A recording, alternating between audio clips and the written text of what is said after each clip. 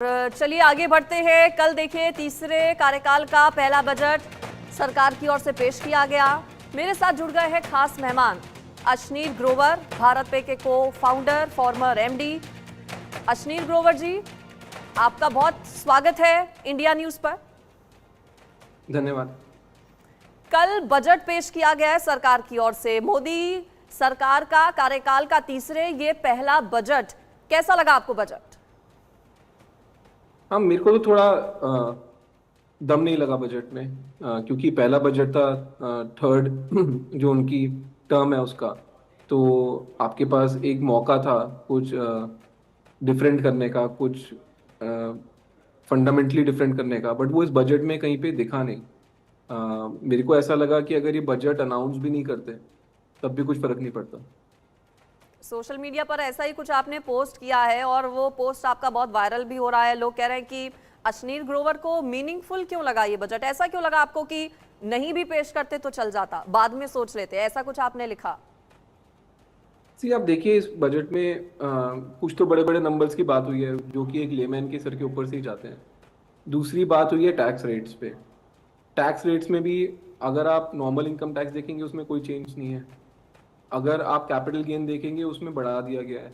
Short term capital gain 15 से 20% कर दिया गया है, लॉन्ग टर्म 10 से 12.5% कर दिया गया है।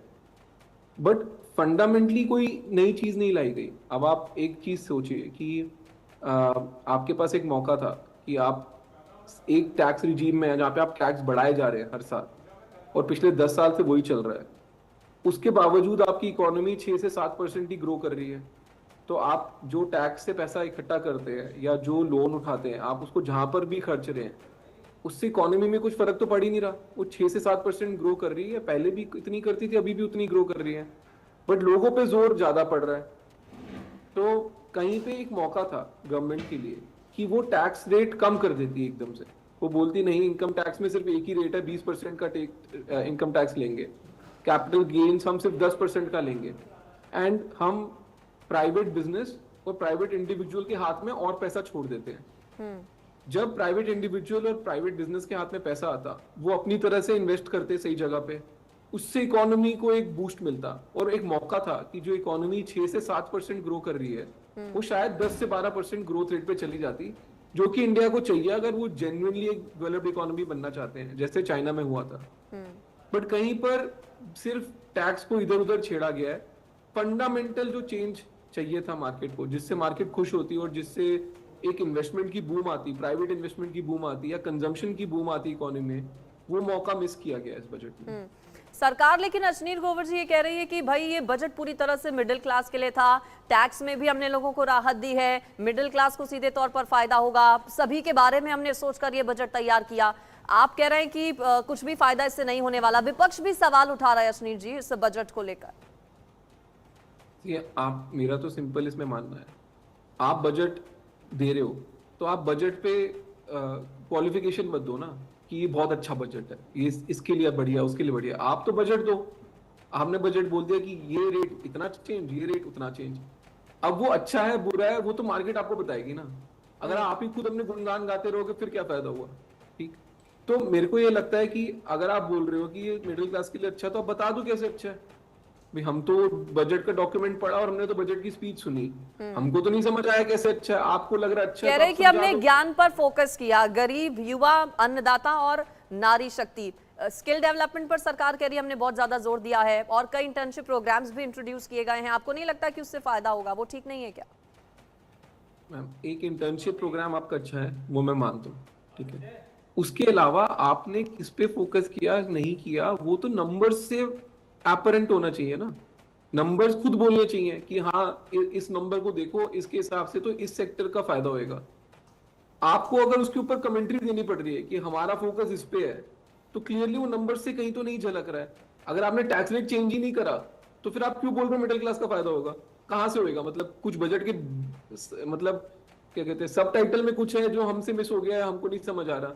तो somewhere I think the government business is to give the budget and then let the market give the commentary. If you give the commentary over the budget, फिर तो आप बोल रहे हो हाँ जी यही है, मैं जो बोलना चाहता हूँ वही सही है। 3 से 7 लाख की इनकम पर 5% टैक्स दी गई है। पहले कम था ये। आप कह रहे हैं टैक्स में किसी तरह का कोई बदलाव नहीं किया। सरकार ये कह रही है कि हम युवाओं के लिए भी हमने कदम उठाया, महिलाओं की भी हमने बात की, जो मुफ्त राशन दिया जाता है उसकी अवधि भी बढ़ा दी गई। सरकार तो ये कह रही है कि हमने तो भाई हर वर्ग के बारे में सोचा है, गरीब के बारे में भी हमने सोचा, युवाओं के बारे में भी हमने सोचा। देखिए नॉर्मली क्या होता है कि what is for everyone is for no one, ठीक है। अगर आप बोल रहे हैं ना कि हमारा तो जी सबका भला कर रहा है, वो किसी का भला नहीं कर रहा है। सिंपल सी बात ये है, क्या आपका बजट इंडिया की इकोनॉमी को 6-7% ग्रोथ की जगह 10 से 12% ग्रोथ पे लेके जा रहा है या नहीं लेके जा रहा है? अगर आपका बजट वहां ले जाता है, यही बजट ले जाता है, दूसरा बजट छोड़िए, ठीक है, तो कौन अश्नील ग्रोवर, कौन कोई कुछ, मैं आपके बजट को सलाम करता हूँ। बट जिस तरीके से बजट पेश किया गया है, इसमें कुछ ऐसा नहीं है जिसकी वजह से इंडिया की इकोनॉमी अगले साल 10% से 12% ग्रो करेगी। एंड मेरे को लगता है कि अब वो टाइम आ गया है कि हमको वो जंप करना पड़ेगा। आप 6-7% से ग्रो करके खुश नहीं हो सकते हैं, आपको 10 से 12% ग्रो करना पड़ेगा 5 से 10 साल, अगर आपको डेवलप्ड इकोनॉमी बनना है। और ये बजट उस दिशा में कुछ नहीं कर रहा है। अश्नील ग्रोवर जी, सरकार नारा देती है सबका साथ, सबका विकास, सबका विश्वास। आपको लगता है सबका साथ और सबका विकास इस बजट में है? क्योंकि विपक्ष के नेताओं की ओर से कहा यह जा रहा है कि ये तो कुर्सी बचाओ बजट है। जिन राज्यों के अलायंस की मदद से सत्ता में बीजेपी आई है, सिर्फ उन राज्यों को फायदा पहुंचाया गया। बात आंध्र प्रदेश और बिहार की। सी वो तो पॉलिटिक्स है, मैं उस पॉलिटिक्स में नहीं घुसना चाहता हूँ। बट सिंपल सी बात ये है, आपको इस बजट में फंडामेंटल चीजें करनी चाहिए थी। अब मैं आपको सिंपल चीज बोलता हूँ, जीएसटी, हर प्रोडक्ट हर सर्विस पे जीएसटी लगता है। जीएसटी के बारे में पूरे बजट में क्या बोला गया? एक शब्द बोला गया? ये बोला गया कि हम टैक्स रेट कम कर देंगे, ये बोला गया कि हम सब प्रोडक्ट्स पे नॉर्मल जीएसटी ले आएंगे। ये सब छोड़िए, आपके 2 टैक्स रिजीम पुराने भी चल रहे हैं अभी, एक्साइज और वैट। आज की डेट में भी अल्कोहल पे आपका एक्साइज वैट लगता है, सिगरेट पे आपका लगता है एक्साइज, आपका पेट्रोल पे 10 तरीके के टैक्स लगते हैं। आपने उनको तो कहीं पे छेड़ा ही नहीं, उनको तो हटाया भी नहीं। तो फंडामेंटल चेंजेस जो मार्केट को चाहिए, जिनसे उनको प्रोडक्ट सस्ता हो, वो तो आप कर नहीं रहे। मैं तो एक सुझाव देता हूँ गवर्नमेंट को, आप ना हर प्रोडक्ट के पीछे जैसे लिखते हैं कि इसके इंग्रेडिएंट्स क्या है, कि इसमें चीनी कितनी है, इसमें कार्बोहाइड्रेट कितने हैं, ये सब आप लिखते हैं ना, आप कंपलसरी कर दीजिए हर प्रोडक्ट के पीछे लिखना कि इस पे गवर्नमेंट टैक्स कितना कमा रही है। तो अगर आप पेट्रोल पंप पे गए, 80 रुपए लीटर है, आप वहां पे कंपलसरी कर दीजिए लिखना कि इसमें 45 रुपए तो जी टैक्स जा रहा है गवर्नमेंट को, एक्चुअली 40 रुपए का डीजल है, ठीक है। फिर आप देखिए कि मार्केट का क्या रिएक्शन होता है। तो मेरे को ये लगता है कि सिर्फ बोलने से कुछ नहीं होने वाला। आप ये जब स्लोगनियरिंग आ जाती है ना, मतलब नंबर्स नहीं है, आप नंबर्स पे बात करिए, फिर बताइए कि वहां पे क्या चेंज लाया गया। फंडामेंटल इशू का चूंकि आपने जिक्र किया, हेल्थ इंश्योरेंस पर भी टैक्स लगाया जाता है सरकार की ओर से। आपको लगता है कि कुछ सेक्टर्स कम से कम ऐसे होने चाहिए जो बेसिक चीजें हैं, जो मूलभूत चीजें हैं, जो सरकार की तरफ से होनी चाहिए लोगों के लिए, उन पर कम से कम टैक्स नहीं होना चाहिए? मेरा इसमें फंडामेंटल व्यू ये है कि आपका एक टैक्स रेट होना चाहिए। आप कोई और कंट्री पे चले जाइए, आप दुबई में चले जाइए, वहां पे भी वैट इंट्रोड्यूस हुआ है, आपका एक फ्लैट 5% लगता है। यूएस में चले जाइए, आपका 8.5% लगता है। बट सबको पता है हर प्रोडक्ट पे यही टैक्स रेट लगना है, चाहे मैं एक 5 स्टार के रेस्टोरेंट में खाना खा रहा हूँ, मैं ढाबे पे खाना खा रहा हूँ, या मैंने एक मेडिसिन खरीदी, मेरा 5% ही जीएसटी है जो जाएगा गवर्नमेंट को। आपको स्टैंडर्डाइजेशन करनी पड़ेगी।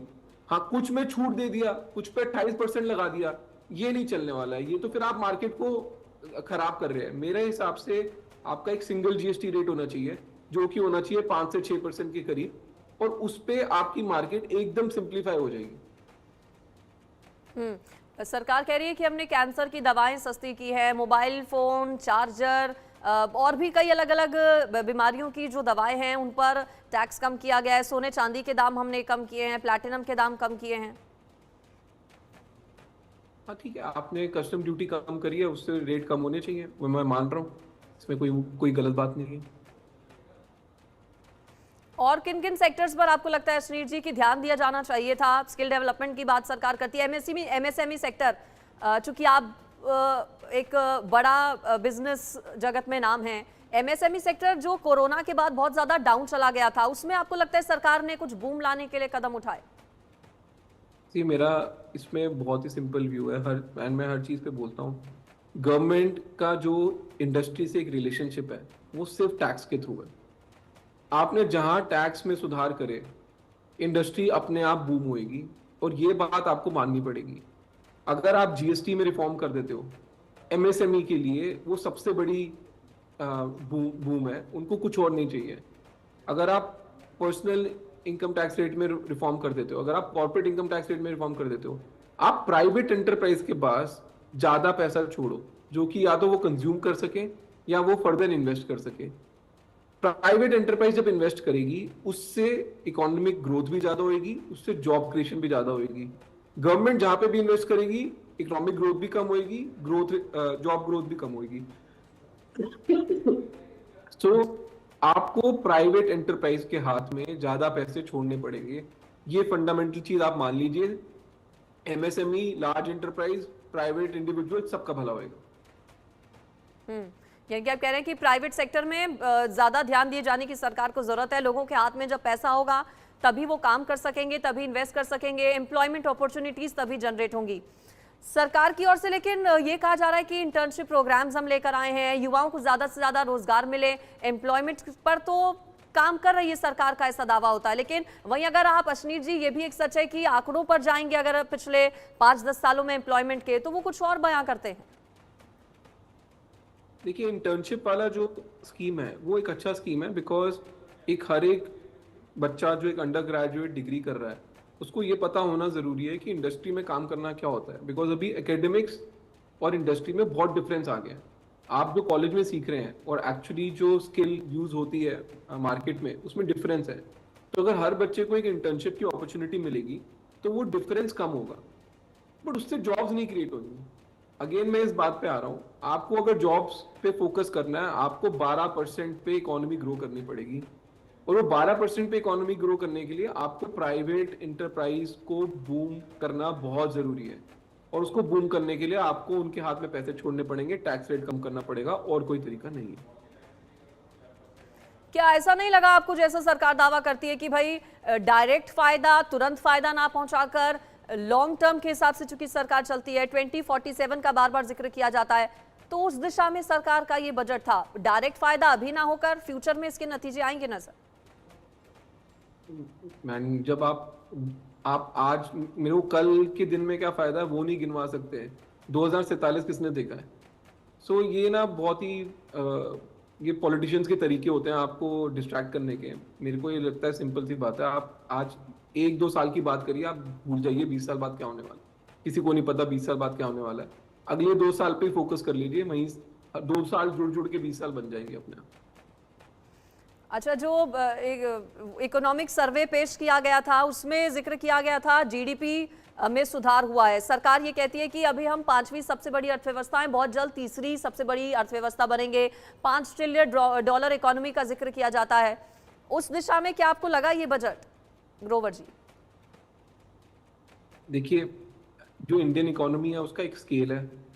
आपकी सबसे ज्यादा पॉपुलेशन वाली इकोनॉमी है, चाहे ये सरकार हो चाहे कोई और सरकार हो, चाहे आप बजट निकालो या ना निकालो, इंडिया फिर भी उसी रेट पे ग्रो करेगी, फिर भी वो 5th से 3rd लार्जेस्ट इकोनॉमी बन जाएगी। बात ये है, डिफरेंस आप ये ला सकते हो कि आप 5th से 3rd लार्जेस्ट इकोनॉमी कितनी जल्दी बन रहे हो और आपकी पर कैपिटा इनकम कितनी इंप्रूव हो रही है। अगर ऑन एन एवरेज एक इंसान हिंदुस्तान में 2 लाख रुपए कमा रहा है, ठीक है, वो असली सच्चाई है ऑन एन एवरेज। और अगर आप बड़े बड़े उद्योगपतियों को निकाल दे तो ऑन एन एवरेज 1 लाख रुपए कमा रहा है। उसको आप कितना इंप्रूव करते हो और कितना इंप्रूव कर पाते हो, वो मेजर होना चाहिए। 5th से 3rd तो आप, चाहे मैं हूं, आप हो ना हो, कोई भी ना हो, तब भी बन जाएगी। अच्छा, थोड़ा राजनीति से जुड़ा सवाल।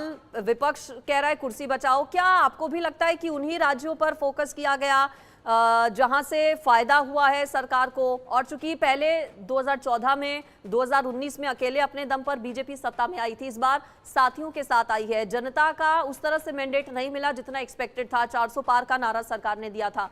तो ऐसे में क्या सरकार, आपको लगता है, जैसा कि विपक्ष आरोप लगा रहा है कि अब सबका साथ सबका विकास नहीं, सिर्फ उन्हीं लोगों का विकास जहां से लोग सरकार के साथ खड़े हुए? देखिए, वो आप टैक्स का रेवेन्यू कैसे किस स्टेट से बांट रहे हैं वो आप लोग जाने, वो पॉलिटिक्स है। एज अ लेमैन हमारे को उससे कोई लेना देना नहीं है। एज अ लेमैन तो मेरे को ये है कि आप मेरे से पैसे कितने ले रहे हो, आप मेरे पे टैक्स कितना लगा रहे हो, तो मैं तो उसी चीज पे फोकस करता हूँ। मैं पॉलिटिशियन हूँ नहीं, मेरे को नहीं फर्क पड़ता कैसे बट रहा है, किसको बट रहा है, ऑपोजिशन क्या बोल रही है। एज अ लेमैन मैं अपने व्यूज एक्सप्रेस कर सकता हूँ कि जो ये टैक्स रेट है ये अनजस्टिफाइडली हाई है इंडिया में। एक जो कॉमन बंदा है वो जब इतना ज्यादा टैक्स दे के जमीन पे उतरता है और उसको समझ आता है कि यार मेरा सड़क भी टूटी हुई है, मेरे 10 प्रॉब्लम है और मेरे को सिविक एमिनिटीज नहीं मिल रही, उसका मन वैसे ही उठ जाता है सरकार से। सो कैसे वो बांट रहे हैं आपस में वो उनकी राजनीति है, मेरे को उससे कोई लेना देना नहीं है। टैक्स रेट कम करिए, ये आप जितना जल्दी समझ जाएंगे उतना बढ़ेगा। ठीक है ग्रोवर जी, आपका बहुत शुक्रिया इंडिया न्यूज़ के साथ जुड़ने के लिए और आपको शुभकामनाएं भी, चूंकि जीरो पे पर तेजी से अब काम हो रहा है, नया जिस पर ट्रायल चल रहा है लॉन्च जल्द होने वाला है बताया गया। फिलहाल शुक्रिया आपका इंडिया न्यूज़ के साथ बातचीत करने के लिए।